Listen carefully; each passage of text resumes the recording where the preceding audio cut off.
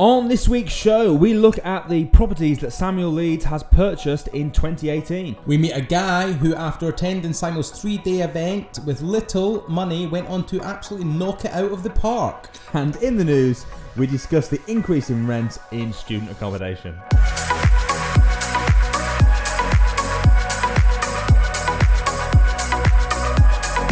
Welcome to the Property Investors Podcast. Thank you so much for tuning in. We're here every single Friday at 4 p.m. You can catch us on Apple Podcasts, Spotify and YouTube. I hope you enjoyed this week's show. Make sure you subscribe so that you never miss an upload, and don't forget to share with all your friends. Hi, I'm Russell Leeds. And I'm Alistair Cunningham.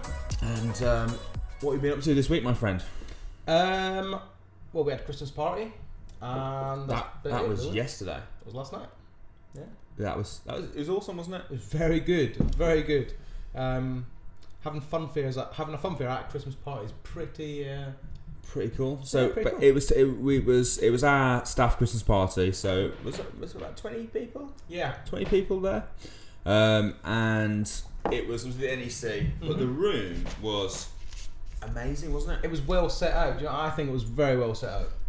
They put a lot of time and care into that to make it like an experience. I think so. There was how many people there? Thousands, 2,000? Easy, must have been, yeah. Well, we were table 248 and 249, and there was like 10 people on each of our tables.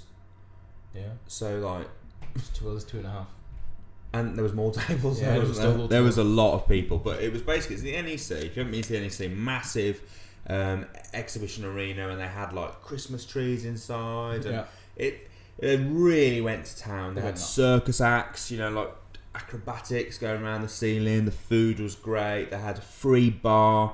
So literally, this was last night we went on this. So if we're a little bit hazy today, Russell had a few too many wines. I think he had 2. I did. I did. I'm not much of I'm a real lightweight. To be honest, we both are. To be honest, I think I had 3 beers and 2 wines. And I was feeling it, man. So at the end of the night, I drank 2 litres of water. Yeah. I don't drink. No. I don't drink. Same as I'm a very rare drinker, to be honest. Funny enough, the only time I ever drink is when I meet up with you lot. I was going to say, you say you don't drink, but I see you drink reasonably regularly, so... Yeah, but that's only when I meet up with you. I don't drink. You ask Lisa, I don't drink at home. People buy me alcohol because they think I'm a drinker, but I'm not a drinker. Why would they think that? Scottish. Scottish, isn't it? It's a Scottish thing. But like, I get my neighbours and that. Martin, if you're looking, he bought me like a bottle of Southern Comfort. Like, I think it was last year. It's not been touched. See, I drink a little bit, but normally whatever I get at Christmas will last me the year. Yeah, same as. So someone buy me a bottle of JD. I've just finished my bottle of JD from last year. Yeah. So I'm waiting for my new bottle now because it is very occasional. Does alcohol go off? Like spirits, do they actually go off? It goes better, doesn't it? It gets the age. They get better with age, surely. I think so. Yeah. I think that. We'll see. We don't know anything about alcohol, but anyway, it was a very very good night. And I've also just got back from India.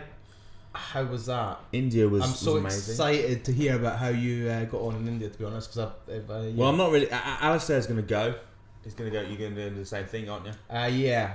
So I'm not going to tell you anything really. Okay. All I'm going to tell you is it was awesome. But what I've seen, and I've only seen you sort of last night and today, I actually think you're slightly different. In a good way. Like, you've done your hair better and you've had a new hairstyle, which is cool. I've got a new hairstyle. It's good. I do think it's actually changed you a little bit. Okay. And also when you went to Germany as well, when you come back from that. Yeah. I'm going to Germany again in Feb. Even better. So I can't wait to do these, but yeah, it'll be cool. Brilliant. So, I hope you guys had an awesome week as well. Moving on, one of the big things we're going to be looking at this week is, and Samuel did a video last year, at the very end of 2017. I remember it. On his YouTube channel, and it was basically my business plan, my property investing business plan for 2018, and I think it had about 34,000 views. It was a pretty popular video. And you can see why, because who else would reveal that sort of information? I remember when he did it, and I even said to him, like, I was like, are you a bit nuts? Because if you're planning on doing it and you're telling everyone else, then they're going to copy you and do the same thing. You might make it. And he was like, yeah, well, that's what I do. I try to teach people what I'm doing. I was like, oh, yeah, I suppose, fair enough. Yeah, but there's enough for everybody, isn't there? It's not, do you know what I mean? There's enough out there for everybody to get involved in. Well, a lot of people said the same thing. A lot of people tried to stop him. I didn't try and stop him from doing it, but a lot of people did try and stop him from doing it. Anyway, he did that video, and he's just released a follow-up video, which is basically how he got on. Yeah. So we're going to hear a short clip from that now to see exactly how he got on.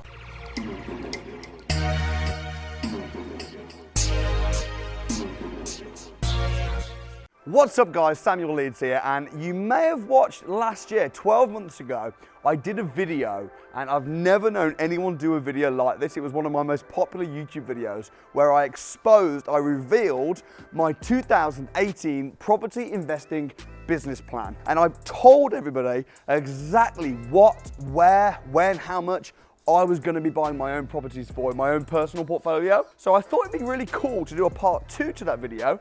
And on this video, I'm going to tell you exactly what I did buy over 2018. And potentially, if you guys want it, I can even do another video where I'm going to talk about exactly what I'm going to buy in 2019. 27 houses this year, plus some other joint ventures and rent service accommodation. So I think this year on 27 properties, I think that's a big achievement. I've also been doing a lot of training as well. Our property training company has just blown up. I think we're probably one of the biggest, certainly the fastest growing property investment training companies in the UK, which is really exciting as well. So really proud of that. Team's growing, company's growing. 2018 has been a frigging fantastic year for me, both in terms of family, business, and everything. So you know what? I really do think that it's okay to speak it out. People are scared to speak out what they're gonna do in case other people copy them. I'm happy to do that because when you speak it out, what happens is you speak it into existence and then it happens. People say, oh, believe it when I see it. But actually it's the other way around. Actually, you have to believe it first and then you see it. So interesting fact, you may have noticed that me and Russell have donned our Christmas outfits. Coming up to Christmas, we thought we'd get in the mood. Yeah, well... You're such an amateur. Who, me? Both of Me? us. No, this is... No, basically, we thought what we decided was, you know, we'd do a Christmas special. If you're listening to this, it isn't a Christmas special. I mean, the only Christmassy thing about it is we're wearing Christmas jumpers. Other than that, there's no Christmas or any talk of Christmas at all. But yeah, I got Rudolph. And I'm like dressed as Santa Claus. We thought we'd make the effort. So anyway, Samuel's video. Oh god, this is like crazy, isn't it? This is like... I mean, a lot. He did it. Okay, he didn't get everything he said he was going to do, but he got a fair old chunk. Well, let's sort of go through them then. So, I mean, we don't have to go through the figures, but we can kind of go through the strategies because he's done pretty much a bit of everything, hasn't he? Yeah, he's done a very varied amount. So, first of all, property 1 and 2 were lease option agreements. Yeah. So we got one in Bradford, one in Lichfield. What do you think of the Bradford deal? Yeah, it seems a good deal. It's not going to make a massive amounts of money, but at the end of the day, it's another property under your belt. So no money down deal. Well, certainly no money down right now. Yeah. Whether or not. Obviously, when he comes to buy it, you'll have to fund deposits and things like that. But at the end of the day, he's buying it for 85k. The likelihood is the price will increase. Yeah. But do remember it is a lease option, so if the time's not right for him, then so he's renting out for 450, and he's getting paid 100, and he's paying the guy 150. So making 300 minus any like repairs or whatever. So it's not massive cash flow, but at the end of the day, if it's no money down, it's still cash flow. I like his Lichfield deal. That looks a pretty tasty little deal, to be honest. I think that's a better one. I think that's much better, and I know the property he's talking about. It was quite a few times I was driving through Lichfield, and the guy had a handwritten for sale sign outside the building. I was with him when he phoned him, and it's like, because I said to him, we drove past it, and I was like, we always say, you know, you should ring those sort of things. Why don't we ring him? And he was like, yeah, right. Why not? But that's a tip for finding these sort of deals. You know, whenever you see like a handwritten or like an amateur sort of for sale sign, get on the phone to them. Because that's obviously going to be a direct to vendor deal. Would you ever sell your house with a handwritten sign it? Well, when I say handwritten, I don't think it was like a bit of A4 paper saying my house is for sale. I don't think it was that. What I think it was more of like a... I know what it was. I saw it. It was like an amateur. It wasn't. Yeah, that's what I'm saying. Would you ever do that? I don't know. I personally probably wouldn't. What? Like, I just why would you just sell Maybe your property? he just doesn't like estate agents. I mean, I don't know. Maybe he's got a thing with estate agents. Maybe he thought he could get a higher price if he went direct. I don't know. Maybe I don't know. It just baffles me. Well, I don't worry about things like why people do things. I'm more interested in just snapping the deals up. To be honest, it's like I get a lot of people ask me when we're offering deals like, why is the person selling the house? Who cares why they're selling the house? Because the likelihood is you're never going to get a genuine answer anyway. Yeah. All I care about is doing the correct due diligence. So Samuel, all he's cared about is doing the correct due diligence. Yes, he's asked and he's found out why the person's selling, which also helps. But I don't. If anyone's listening to this and thinking like, what the hell is a lease option agreement? Yeah. Do you want to just very quickly explain what okay, yeah. So a lease option agreement is where you control the property. So you lease it with the option to purchase it in an agreed period of time. But you agree that price now. So, for instance, this property Samuel was referring to is in Lichfield. The numbers, I think it was on the market. I think it was the guy was after 350 for it. 350,000. So I hope that's cleared it up. Now you'll know exactly what. No, hold on. I'm not there yet. So the guys advertised it at 350,000. Yep. Samuel offered him 275,000 as a quick purchase. And then the guy didn't want that, so he said, look, I'll buy it off you in 3 or 4 years for the full asking price, but in the meantime I'll pay you a monthly figure, a monthly rent or a monthly lease. And that's basically what a lease option is. So you control it now with the option to buy it in 3 or 4 years' time. Obviously it's fully legal and it has to be done through UK solicitors. Does it? Yeah. You can't just do it with a contract. Well, you could, but I personally would not advise doing it with a contract. You just print off offline. And if the solicitor was French, it's like no go. Yeah. It's just not. Yeah. There you go. Nothing wrong with French people. You heard it here first. The solicitor is not UK. They're just not. No, it's not binding. Oh, I'm not saying that. What I mean is, it's easier if it's a UK solicitor because obviously they know the UK laws, and you probably find a French solicitor would not represent you. Just go with a UK solicitor. There's only about 5 or 6 that deal with lease options. Anyway. Yeah, there are very few. There are very few that actually do it because it is a little bit specialist.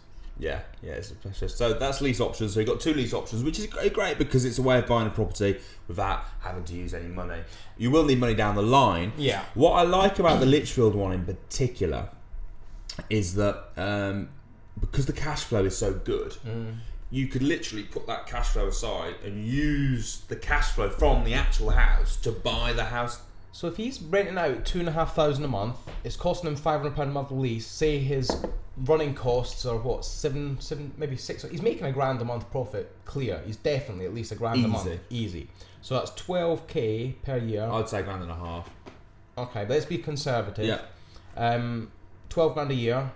How long? It was 3-year term, wasn't it? So in 3 years he'll have 36,000 if he doesn't spend it. Yeah. And that can go towards a deposit for the property. So he's already halfway there towards his deposit, at least. Yeah. And plus you've got the capital appreciation. It's going to go up. So yeah, it's a good deal.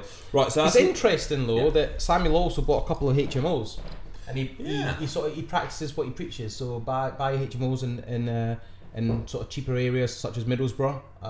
So he bought one up in Middlesbrough. Now that one didn't work out as well as he wanted. The problems he's got, I think the 4th room is struggling to rent out. So he's got 3 rooms full from my understanding, and 1 room's not. And he feels that you're obviously a sourcer. He feels Middlesbrough is slightly saturated. I agree. To a degree in certain areas. Again, I also agree with him. The closer you are to the city centre, the better, and the closer you are to the university, the better. I know investors that have got properties in Middlesbrough and they're working very well. Likewise, I know other investors that have got properties in Middlesbrough that aren't working. Do you think that when the HMOs first started, it was like, wow, this is revolutionary, this is great, but as there have got more and more and more and more and more of them, the tenants can be a bit more picky about which ones they go for. Like take HMOs for instance, right? Especially in Middlesbrough, Hull, Grimsby, these sort of places. I look at lots and lots of HMOs, and the standard of them some of them are terrible, really, really poor. So I think with any property, whether it's a single let HMO, you got to put the properties have got to be to a very good standard. The days of having like aged properties with damp and with poor furnishings and poorly decorated, I think they're gone, because people have better standards now, and they want to live in a better property. Yeah. Damn it. I know you're a good landlord, so don't make out you're not. I've seen some of your properties. I know they're in good condition. Yeah. Now, that's the one bit of praise you're ever going to get from me. But can we make that into a little short clip that I can play over and over and over? That can be on the trailer.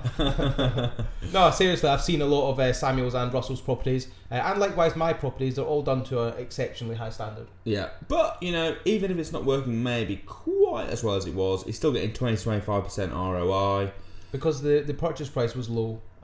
Yeah. And that room will rent out. It's just a matter of time. And even if he's got to drop the price down to like 250 or 280, whatever, it's still adding cash flow to the property. Walsall's a little bit better. Midlands. Yeah. And one of the interesting things is you've noticed is that a lot of his investments now are the Midlands. Yeah.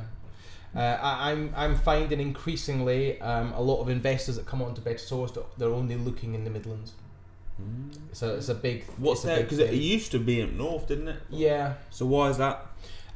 Honestly, I couldn't tell you. I think it's probably the capital appreciation. I know Max has taken on a lot of investors on sourcing agreements at the minute, and their criteria is they're looking in the Midlands. What about Manchester? Because we looked at that last week, and that's the high. It's going. Yeah. House prices are rising the 100%. Most.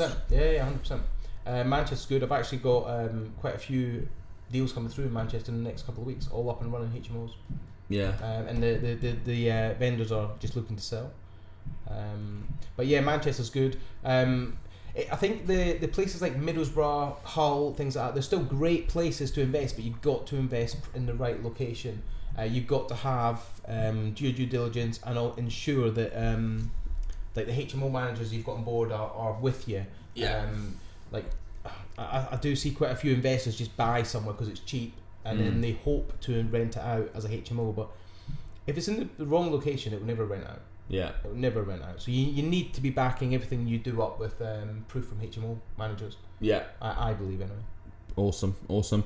So the next strategy was the buy, refurbish, refinance, rent strategy. So if you're unfamiliar with that, basically you might buy a house that is run down, and as a result you buy it at a massively knocked down price. You then do it up so that it's, let's say you bought it for 100,000, even though if it was done up it would be worth 180.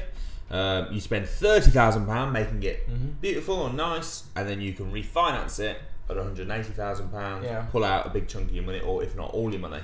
So now we've talked about this strategy before, and the worry with this strategy is that when you go to refinance it, it's worth 180, and the valuer goes, it's worth 130, and you're like, crap. That is.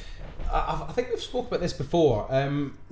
I find it absolutely astonishing that there's no there's nothing written down on paper that tells you how to value a property, is there? So like when you speak to, I've spoke to several RICS surveyors, and it's basically they look at what's sold nearby, and they sort of come up with a figure, but there's nothing. Like you would think, bricks and mortar, they're very stable, you see where they are, but there's nothing that goes down that says this is how you calculate the true value of a property. It does seem to me a little bit like it depends a lot on the person that comes out and surveys your property. Undoubtedly. Undoubtedly. And that could then mean if he got out of the bed the wrong side that day, he's in a bit of a mood, he's going to downvalue everything. And plus I think also a lot of surveyors are downvaluing it at the minute because they don't know what's going to happen with that dreaded Brexit. Which is quite annoying. How long do we get before mentioning Brexit? Yeah, not long. 20 minutes. Yeah, but look, it is happening, and I think that's why surveyors are downvaluing, because they don't know. But it's interesting because if people are doing the buy, refurbish, refinance, rent strategy now, there might be a situation where they are down valued. Yeah. Because house prices probably will dip with Brexit, so that will be interesting. What I would say is it's a brilliant strategy, but don't do it if you can't afford to not be able to pull your money out. Yeah, if your number one objective is to do it, get it refinanced, pull your money out, and you're heavily reliant on that, yeah, great. I agree with If you, you've got 100%. 100 grand in the bank and you want to do one where you've got to invest 50 grand, and if you end up not being able to pull your money out for 4 years, you're cool with that because you own the property, then it's fine. But I see so many people that borrow the money to do it, and I plan on refinancing it, and then they can't, and then and then they got the money they got to pay back, and it's just it ends up costing a lot of money. But do the best case, worst case, likely case. Best case scenario is this. Worst case scenario is this. Likely case scenario is this. And if worst case scenario is terrible, don't do it, because it's not worth. If best case scenario is you're going to make 100 grand, worst case scenario is your money's trapped for 5 years, then yeah, fine, go for it. Yeah. But if worst case scenario is you're going to go bankrupt, get the property repossessed, and your wife's going to leave you because you're a failure, and Alistair's going to come around and beat you up in a car park, don't do it. I wouldn't do that. I wouldn't do that at all. Don't do it. So. No, I agree with that. I know Samuel's a big preacher on this, and I do it as well. Best case, worst case, likely case on everything. Whether it be a property, whether it be doing the podcast, whether it be going out for lunch with you, anything. We always do best case, You're worst going to case. have a lunch with me? Well, best case is we'll have a nice lunch. The likely case is I'll probably have to pay for it, and the worst case is I'll get food poisoning. So we always just go for it. Do it for everything. Absolutely everything. You heard it here first. You heard it here first. I wouldn't do it for everything. It's a bit over the top, but for any decision, do it. Any serious decision. Anyway, so Samuel did it. It went wrong. He also done a title split as well. And he had to leave him 15 grand. So there you go. It can go, but it's still a good deal. So that's, but he had to leave some money in. But it's a great strategy if you're not putting all your eggs in the one basket. Yeah, title splitting. So title splitting, great way to describe title splitting if you don't know what it is imagine you bought like a cake from the supermarket for like £1, cut it up into quarters and sold them for 50p each. You've added value because you've sold less of it. It's the same with houses. If you can buy a nice big house, turn it into apartments, they're worth more individually than they are as a house overall. In fact, I think that's what he did, isn't it? 4 apartments, yeah, big house, 4 apartments. I know. I was just speaking with Samuel recently about a property that I found, and it was a massive house. It's not this one. Maybe it is this one. I'm not sure. I'm not sure if it's this one he's talking about. But it was a huge house that could be split into.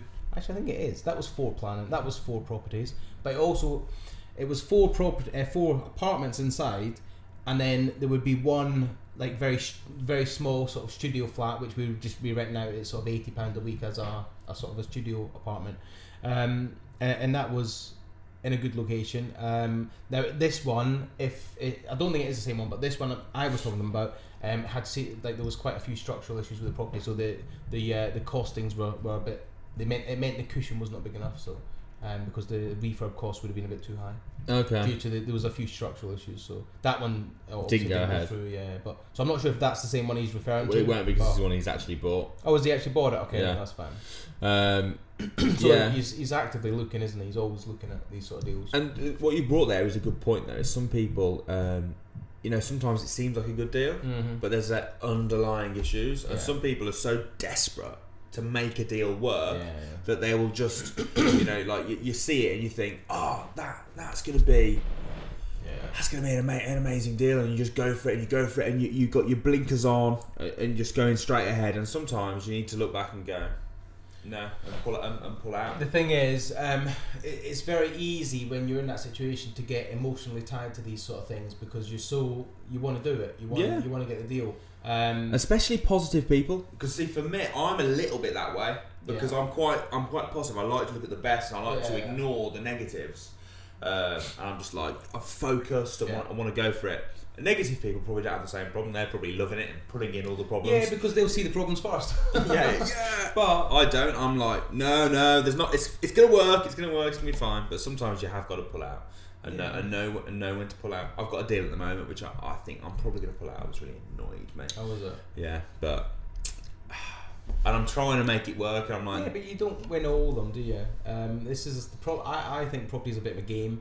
Oh yeah. Sometimes you lose, sometimes you win. You just have to win more often than you lose. 100%.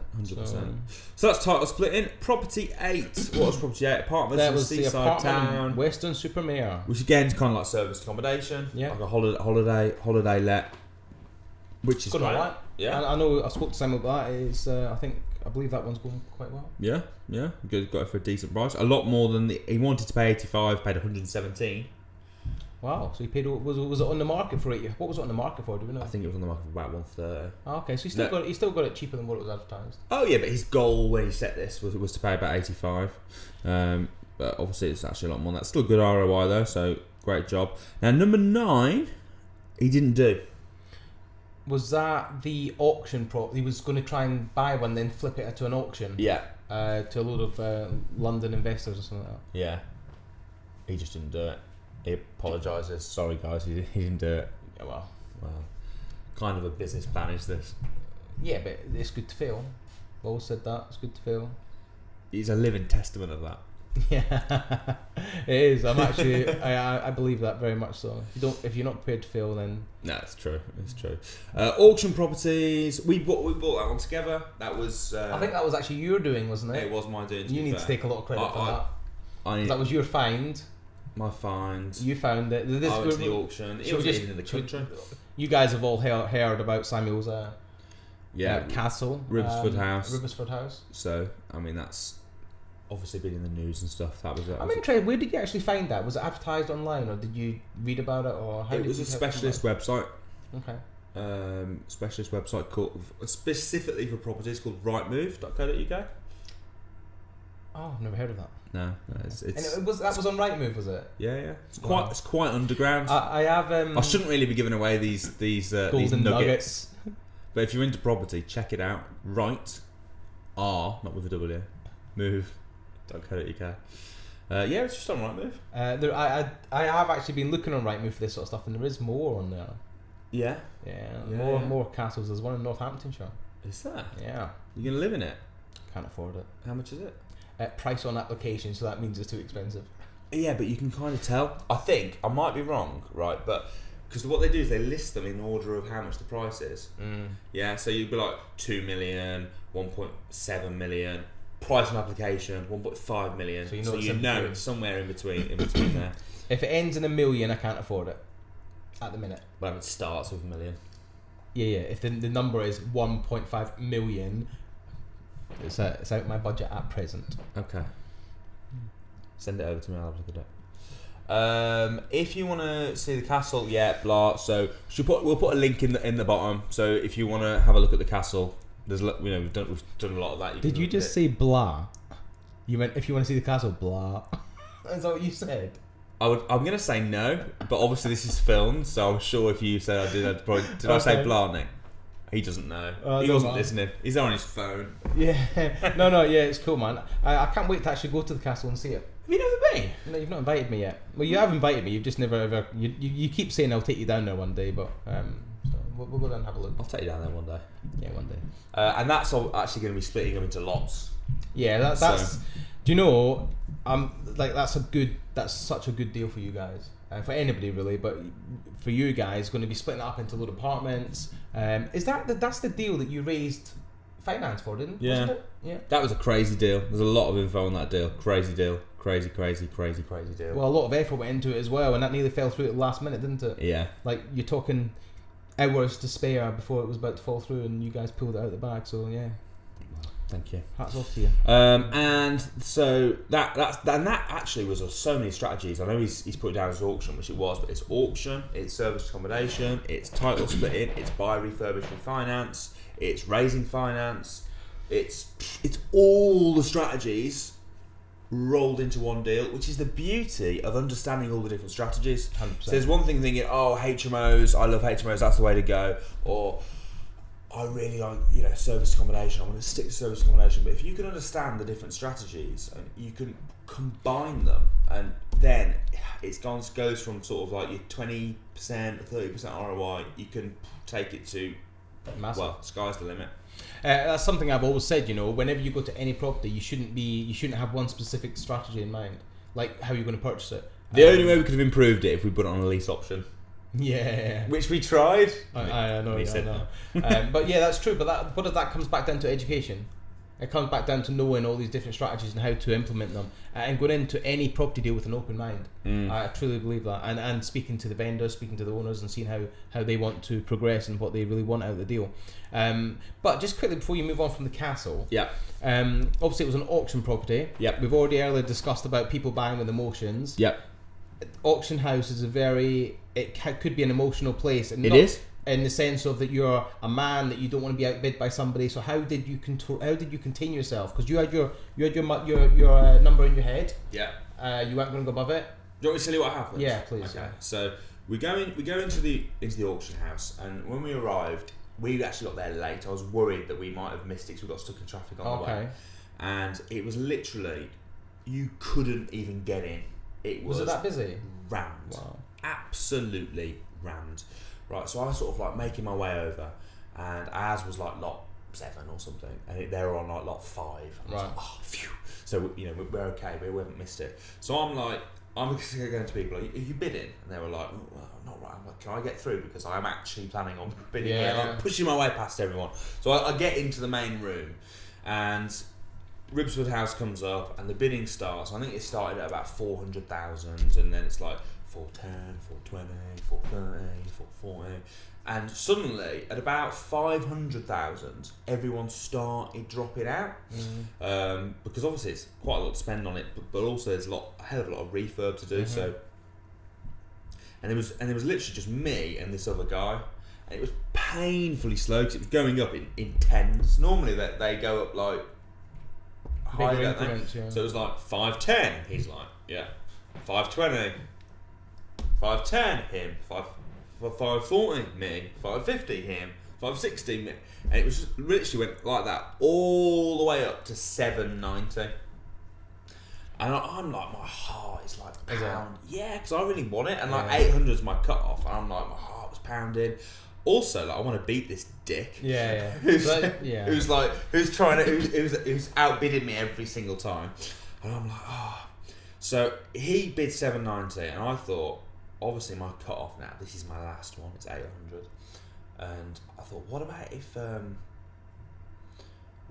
his last one's 800 as well? Like, what's he gonna... So I said 805. I was like 805, and I thought, I'm gonna take it up a little nudge extra so that he might think you're serious here. I'm serious here. I'm not stopping. If his limit was 805, he might drop out, and he's just immediately 810. Oh, great. And then they look back at me, and I'm like, no, I'm out. And we lost it on the night, and we went for commiseration drinks afterwards, and we were like, obviously, I believe everything happens for a reason, and obviously, it isn't meant to be. So you must have had to have a lot of restraint not to go like 815, 820. If I hadn't gone with, even with my, you're not going over 800, I broke it a little bit. Yeah. But I think you have to decide. I think before you go, you have to do the figures, which is what we did. We did the figures, we looked at the refurb and that. And although we were still making a lot of money out of it at 800,000, there's always, you need scope for stuff going wrong. Of course you do, yeah. And that was the figure that we'd worked out. That was the figure that we were happy with. We were still going to make, we're going to make good money out of it. But if stuff went wrong, we were still going to make money out of it.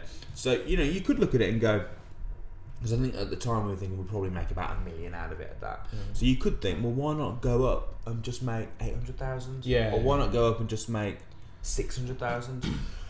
But you've got to leave scoping for stuff going, any deal like this. It's a historic building, there's going to be stuff that appears exactly. that hasn't been spotted. And it was the figure we agreed, so I think that's quite an important lesson really for when you go to auction. You need to work out exactly what you're prepared to pay, what you think in the cold light of day. Yeah. Because if you just go along and you think in your head, well, we're going to make $1 million out of it, you'll just keep going. Keep going. And that's where you'll pay over the odds and where you'll get scuppered. So you just need to make a decision. Now, as it happens, it obviously was meant to be, because I got a phone call the next day saying that they had a problem getting the money out of the guy. Yeah. And would I be interested at 805?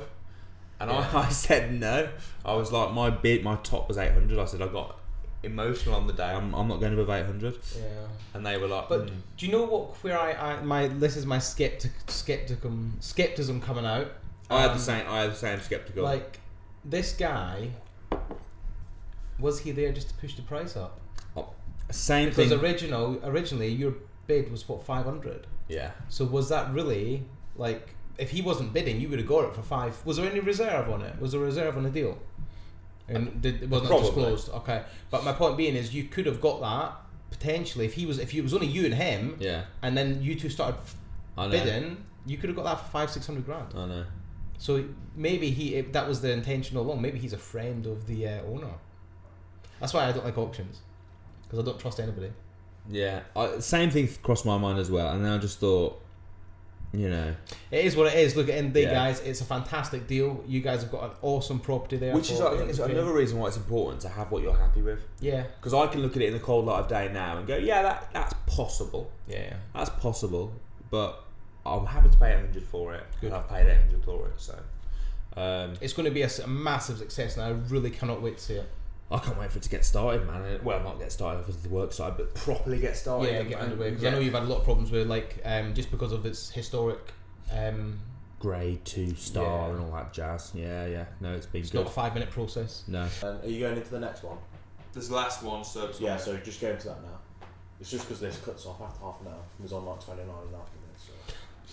Okay, so that was the castle. What was the final couple of properties you bought? So the final stuff's basically just serviced accommodation. SA, SA, which at the moment it's very in. Yeah, It's probably the best return on investment. Cash flow is cash flow phenomenal without putting that massive amount of money in. So yeah, I mean that's what we're looking at the moment. Apartments in city centres, places like that. So you bought a couple of apartments in Birmingham city centre. Yeah. Which is quite cool. They complete soon, don't they? Or? No, they've completed now. Oh, they're completed. Yeah. So they're going to be set up as SA. That's cool. Yeah, so they've all gone through, and then obviously we've got a few rent-to-rent stuff that going on as well. So, but yeah, service accommodation. I mean, if you don't, get into it. If you've got. I think we did talk about this last week or the week before on the podcast about service accommodation. So it's there's a lot of people making really good returns on that at the minute. So yeah, I would be getting involved, but I do think, we've discussed this many times, I do think in the next year or 2 or maybe 3 years, I think the bubble is going to burst. Yeah, well again, slightly. it's about having a plan B, isn't it? Yeah. So the ones that we've bought, they're not like amazing deals without service accommodation, but they still stack up. You're still going to be making a decent return on it as a single let. So if the service accommodation dries up or regulation comes in, you can't do it. It still works. It's still a good deal. You bought them at the right price. You bought them well, so you're going to get good capital appreciation. Yeah. I do remember, I've got a friend of mine who I've known for a long time, and he's been in property for about 20 years, and he's always said to me, you make your money when you buy the property, not when you sell it, by buying correct. Which I actually quite agree with that saying. So if you don't buy it at the right time or at the right price, then you're always going to struggle. But if you buy it at the right time and right price, you're always going to make money on it. Yeah. And he's got, I think, 30-40 houses now. They're all in Australia. They're not in the UK. And he lives in the UK, but he runs them. Really? Lives in the UK and invests in Australia? Well, he's Australian, so he's moved to the UK because of his job. But he's got, I think it's mid-30s he's got, and they're all like sort of seaside sort of holiday resort apartments that are all rented out. Is this the workaholic guy that you would? He's a workaholic. Yeah. He works. He's in a very well paid job, but he just, all his spare money just throws back into property. Lives in London. He lives in a place called St Neots, just outside, just up in Cambridgeshire. Okay. Cool. In a massive house that he lives on his own. But yeah, he's a really nice guy. But he's always said, yeah, you make your money when you buy, not when you sell. Okay, so coming up next, we're going to be hearing from a guy called Anthony, and he's in business with his brother. Weird. And in property as well. What a freak! And he came on our training not that long ago, actually, and he's doing pretty well pretty quickly. I know he's focusing on service accommodation, so we're going to hear a little bit from him right now.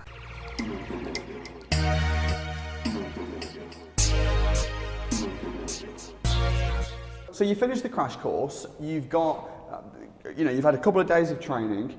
So before you did any advanced training, is that when you started finding deals and really trying to get started? Yes. Which is great implementation, rather than... Did you sign up for the deal finding extravaganza at the crash course? Yeah. So you signed up for the deal finding extravaganza, but you didn't wait. You said, I'm going to get started. Just after the 2 days, I'm going to get started. You start finding good property investments, which are really good. You know they are because of your training, but you haven't got the finance for them. And then you can't find the investors and you're kind of struggling a little bit. So tell us what the hardest thing was at this point for you in your journey.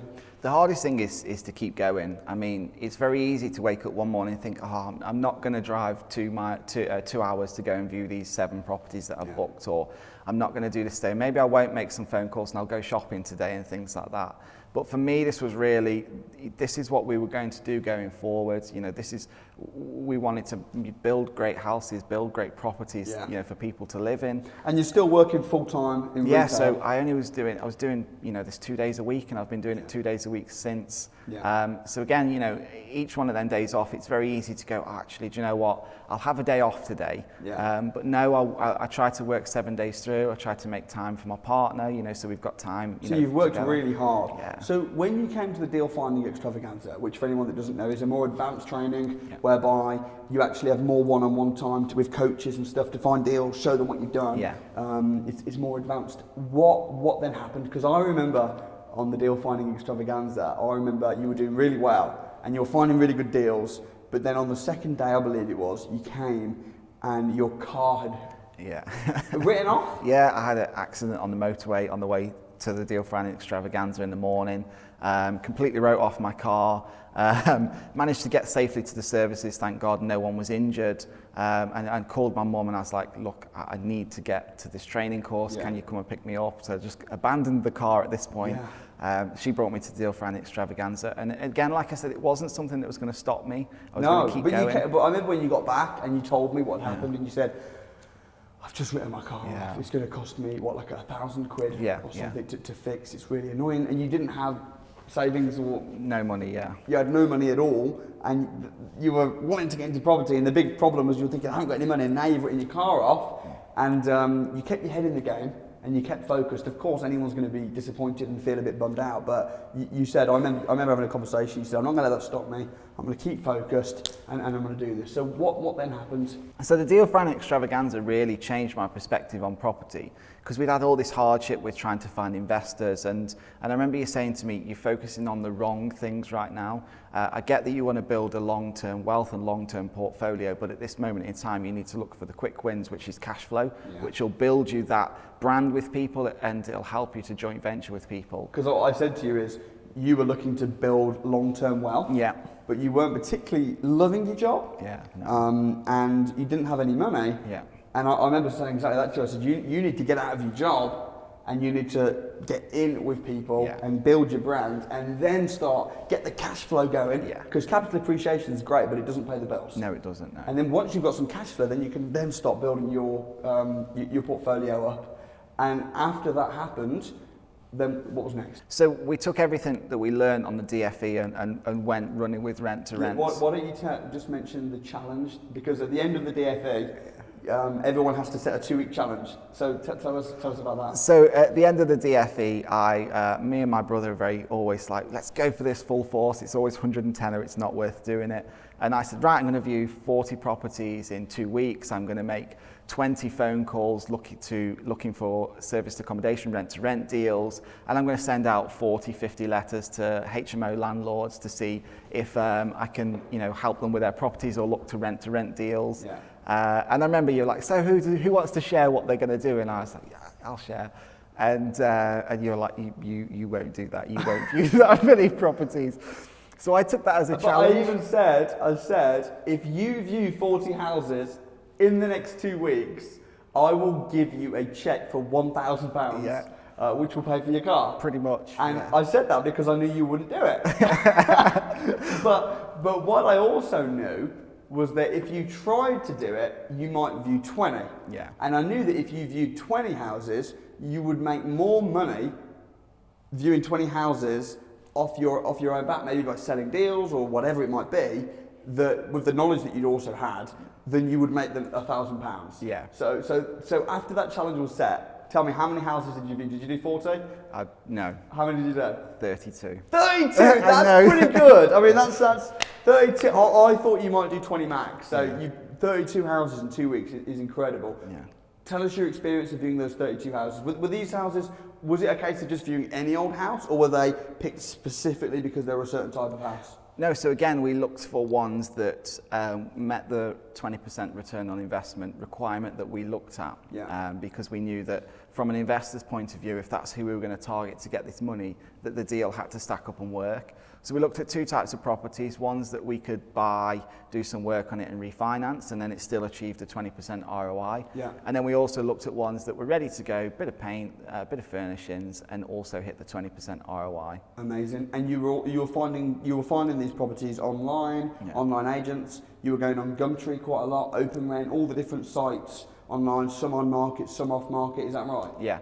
So what happened as a result of those 32? Because we had a coaching call, didn't we? 2 weeks after, as part of the deal finding extravaganza, we had like a group coaching call, which was probably 2 weeks in. So tell us what happened at that point. So 2 weeks in, I'd managed to view about 27, I think I'd viewed at that point. And so all in all, we put offers in of the 32 that I viewed on all of them.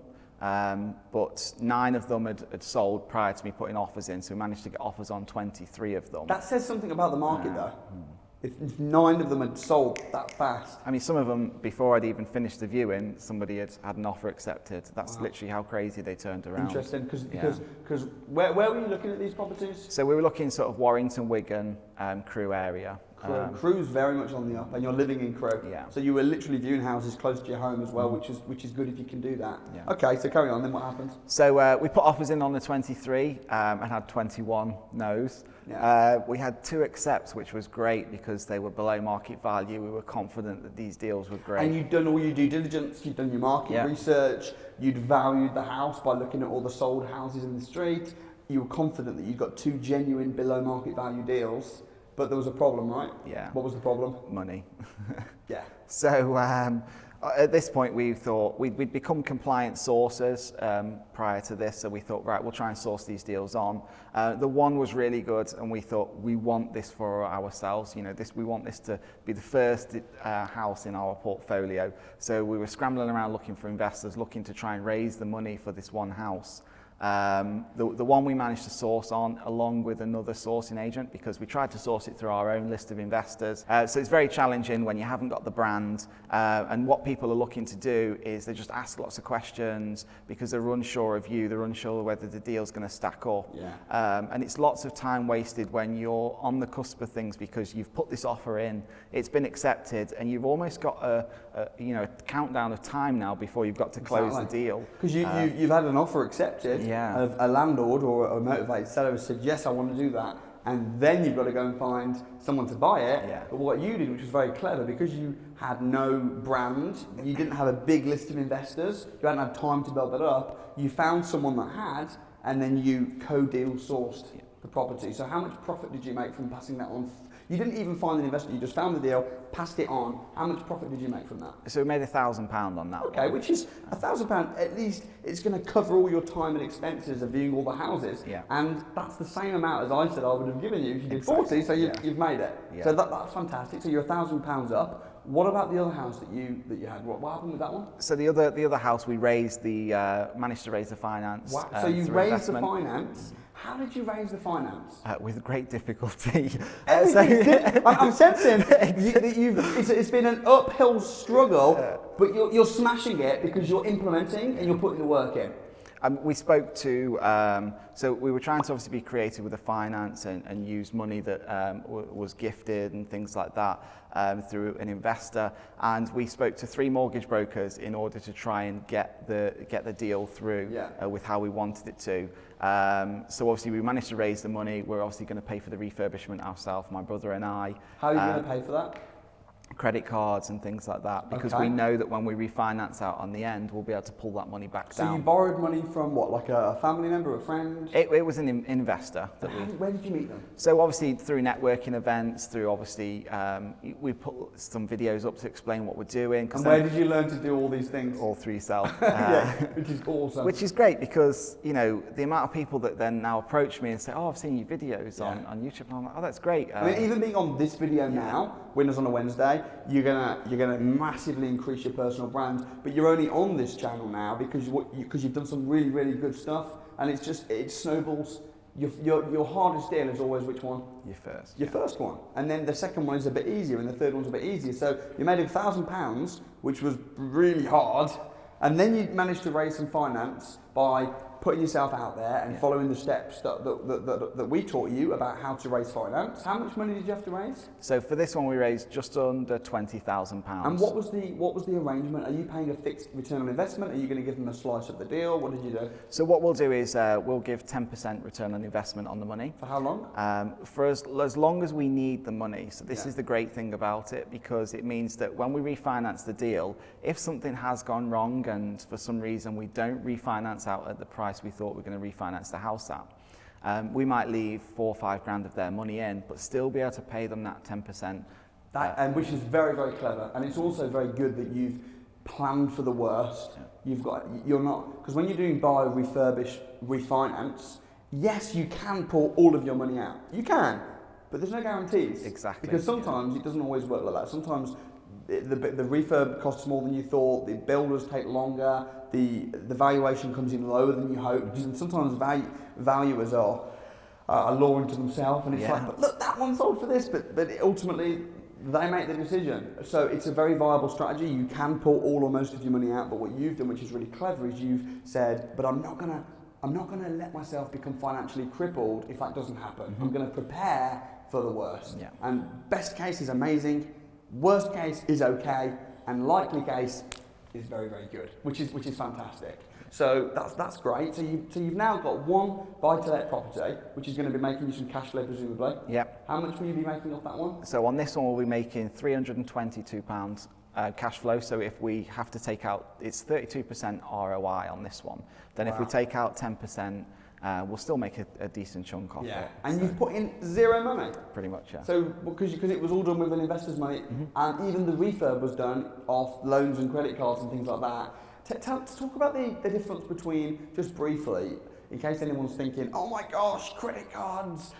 Tell us the difference between good debt and bad debt. So I think the difference between good debt is obviously serviceable debt. So because we're using this money on credit cards, we'll continue to pay bits of it per month, but it's something that's going to generate us cash flow in the long term. By obviously having that and paying the minimum payments and things like that, it's not doing damage to my credit report, because obviously we're still servicing it each month. Yeah, so you're borrowing money to then make money. Yeah. Rather than borrowing money to buy something which makes you feel great and have nothing to show for it. And it's gone. It's an asset, not a liability. Yeah. Which is fantastic. So so just off those 2 deals alone, the one made you £1,000, which kind of covered your running around expenses. Then you've now got a free house. I mean, let's not undersay it. That was a no money down deal. You raised money from an investor. You're going to pull hopefully all or most of the money out. But even if you don't, you're leaving in the investor's money, who's happy to have 10%. But the deal's going to make 32%. Yeah. So he's getting 10%, you're getting 22%, and you're getting the house. Yeah. And he put in all the money. Yeah. And he's happy, right? Very much so. Which is fantastic. So what next? What else? So because there is more, right? Oh, there's more. We're slowly getting it out. We're teasing it out. So like I said, obviously the other things I said I was going to do on the DFE was make phone calls, send out letters. So I sent out 84 letters to HMO landlords off the HMO registry in 2 counties. Just seeing if they were interested in getting together for a coffee, or if they needed any help, or they were looking to offset their HMO properties. Made loads of phone calls, looking for rent-to-rent deals, rent-to-serviced accommodation deals. I think I made 32 in the end over about a 3-week period. And it's really important to track your numbers, isn't it? Because yeah, definitely. Sometimes people say, oh, everyone's saying no. Yeah. And it's like, well, how many people have you actually spoke to? Maybe 3? Well, come on. I remember one day, it is tough because you sit there and you come off the phone and everyone says no, and it does hit you hard. But like you say, you've got to keep going. What gave you that resilience? I know it's natural. I know that you're a naturally resilient person, and that's quite obvious. The training that you had at the crash course and the deal finding extravaganza, did we almost set you up to expect that as well? Yeah, because I work on statistic basis, so the things that have been said to me at the crash course and the DFE set you up for the fact that this is going to happen. It's going to be a tough journey. Property is easy if you put the right things into it, but it's going to be tough and it's going to be hard to get there. And then when you read people's inspiring books like the Go for No book, I almost go for that no. So it's still tough, even though you go for that. For a no? Because it's. And explain what you mean by go for no. So if the statistics are it's 40 phone calls to get one yes, but actually you ring 2 people and get 2 yeses, you might think, I can sit on my laurels now if you're going for the yes. Whereas if you think, right, I'm going to ring 40 people today and get 40 no's, you might end up with 5 or 6 yeses because you've gone for the no's. So your statistics are higher. Our producer has asked us to sit closer to the mic, so apologies if you can't see us. Yeah.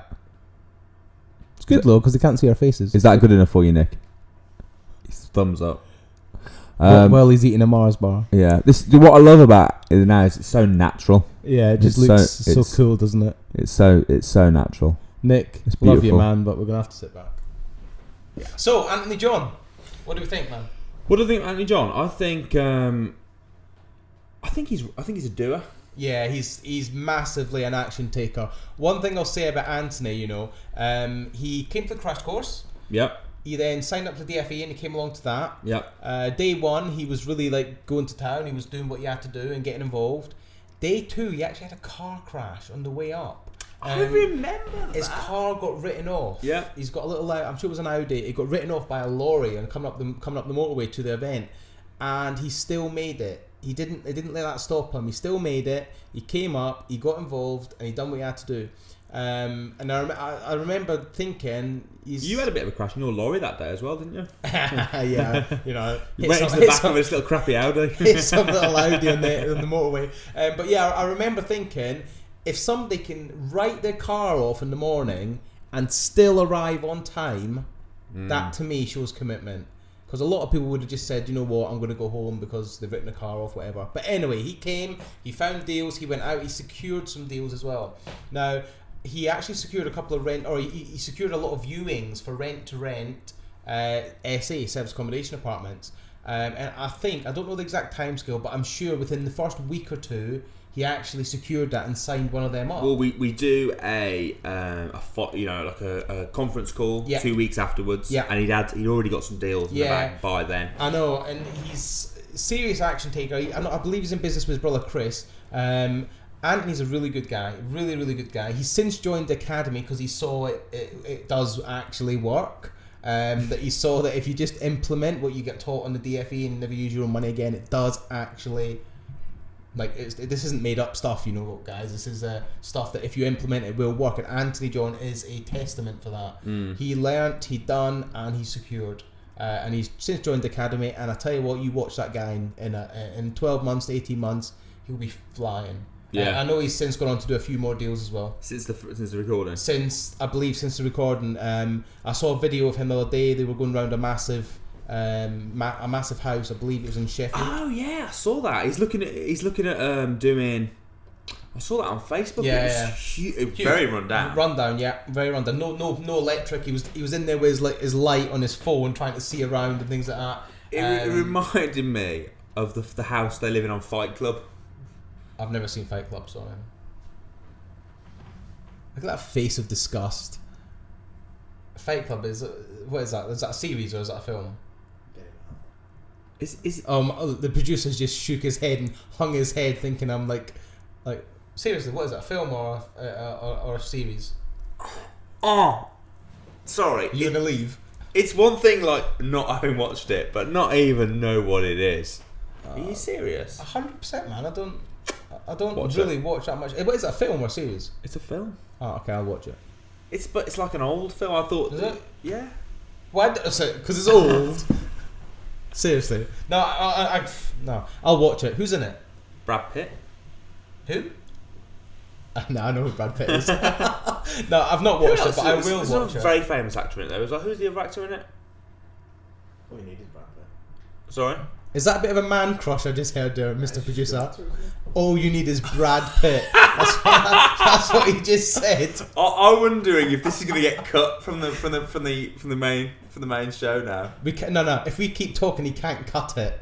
So we need to keep he's not talking. a very good actor in it. Oh, I can't think. Let us know. Comment below who the other actor is. It's a great film. Is it? I'll have to watch it. But yeah, I mean that house was really good, and I believe you know the first rule of Fight Club, don't you? What's that?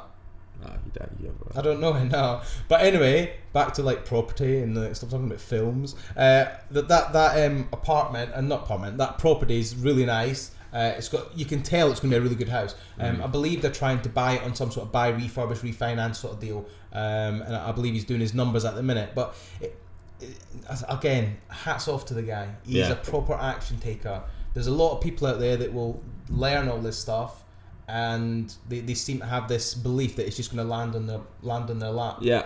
It ain't. I'm a walking testament that if you get out there and you get on with it and just do it, you've got. Do you know what I mean? It works. If you're going to be successful, you've got to work hard. You know, Yeah. there's no point just educating yourself and then sitting around. You've got to go and do it. Yeah. You've got absolutely. But you know, I mean, take Samuel. Samuel was like super successful, but he still works ridiculously hard. Now, by choice, I'm not saying he has to, but he is I believe he's a bit of a workaholic. Yeah, he is. And which is fine. If you love what you do, then why wouldn't you be?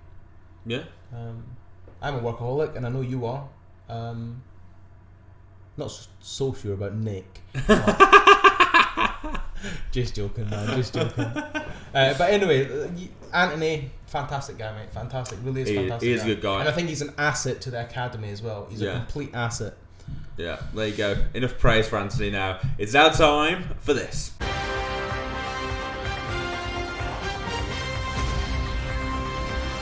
It's property investing news time.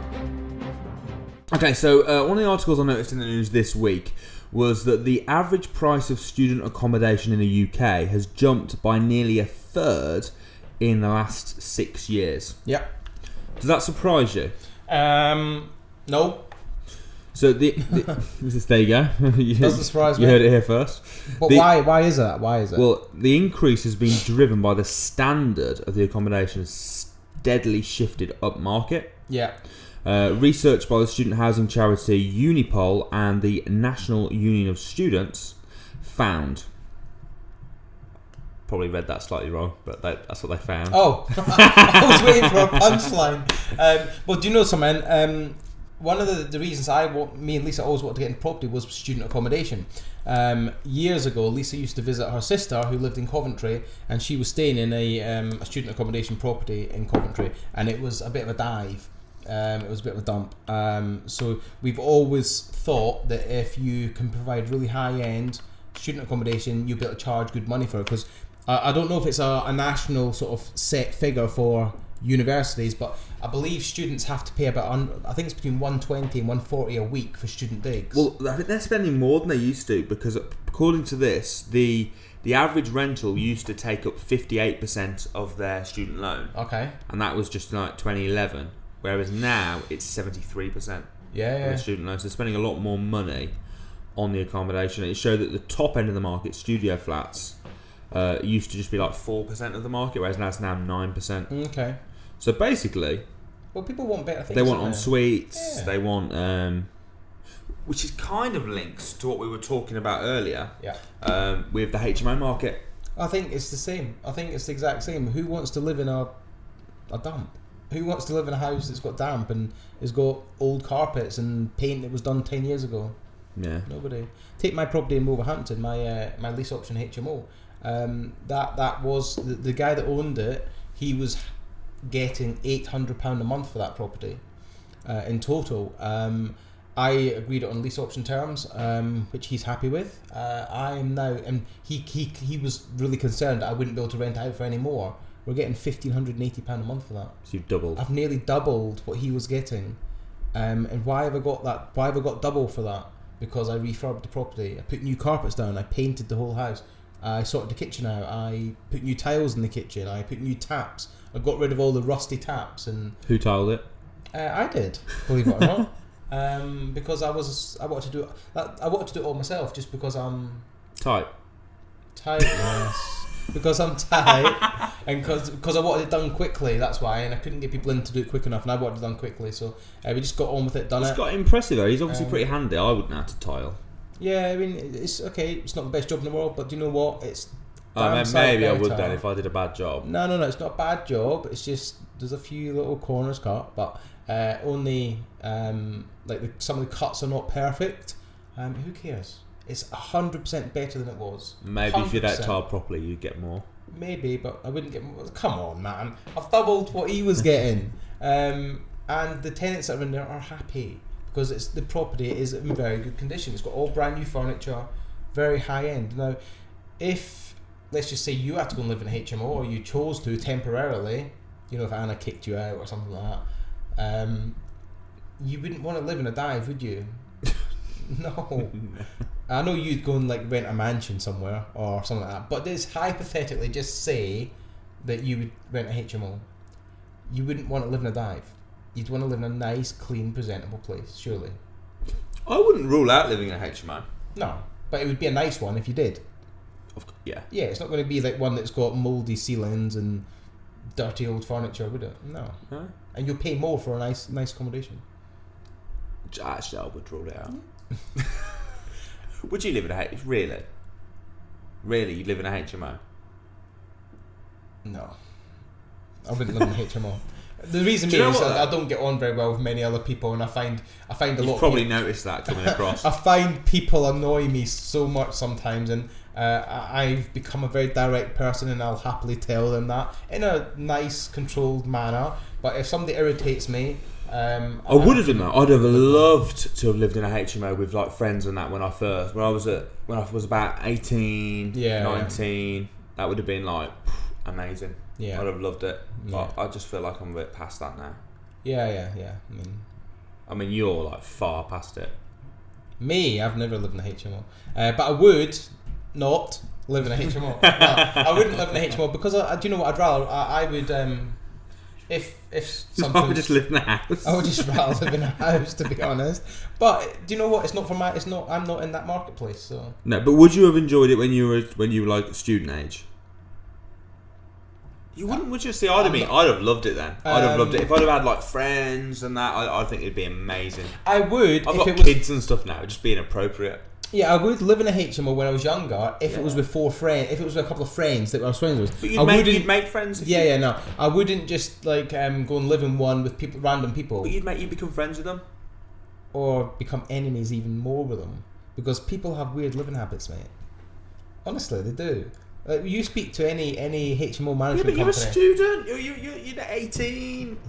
No. I've always had pretty good standards, to be honest. I'd want my own bathroom. Yeah, if I did, I'd must have my own ensuite. Must. Such a snob, isn't it? You can tell his name's Alistair with a D.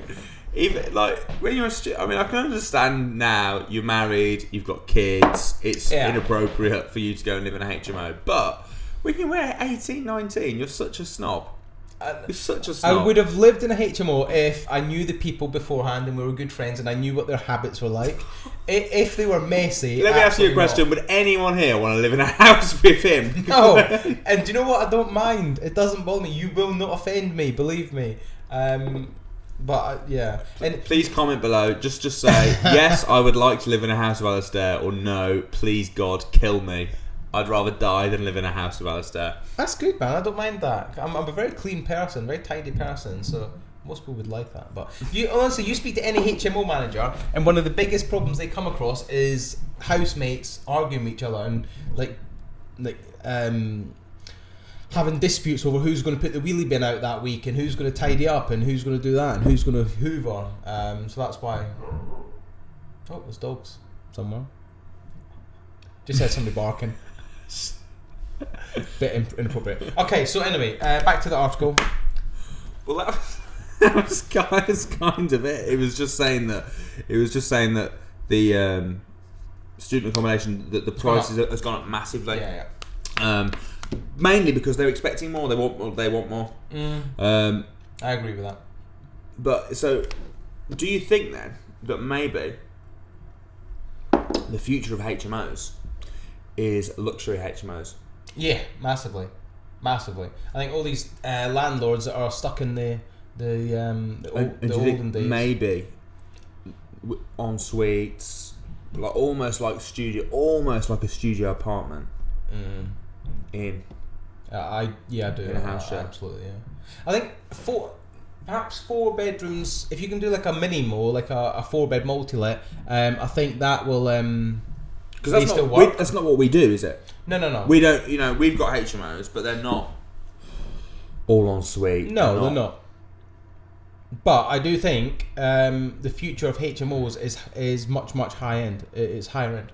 So en suites, nice furniture, nice decoration. Stand out and just charge more. Just stand out and then charge a premium for the It's rooms. It's interesting that you took over a really crappy HMO. Yep. That was £800 a month and doubled the rent. How much did you spend on the work for that? I know exactly. My total cost into that property, including legal fees, was £4,000. Forget legal fees. How much did you spend on the do-up? No, I don't know how much it is without the do-up because I ain't got a calculator in front of me. Okay. So my total investment. Let me work this out for all the people that are listening onto the podcast. I'm working this out in my head. So go on. All right. Okay. So £4,832. Okay. Yeah, I can remember that. The legal fees were £1,040, including VAT. Right. So what's the difference? Oh, it was just one sum. Yep, that's it. 3,000. Roughly in my head. £3,792. 3,792. That's what I spent on the refurb. Okay.